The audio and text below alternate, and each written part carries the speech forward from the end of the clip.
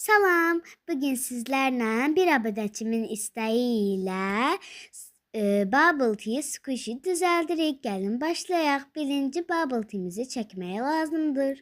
Çəkdik. İndi isə karandaşımızı gətirib rəngləyirik. Hop, rənglədik.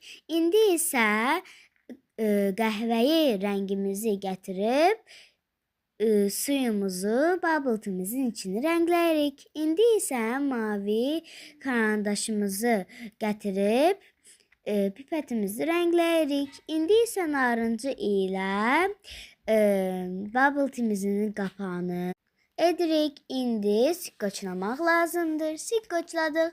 Sonra isə kəsirik. Hop, kəsdik. İndi sikkoçladıq qıraqlarını. Pambığımızı gətirib içini doldururuq. Bir yer bırakırıq və onu da sikkoçla kapatırıq. Squishy'miz hazırdır. Belə oldu. Kanalıma abone olup like atmayı unutmayın. Sağ olun.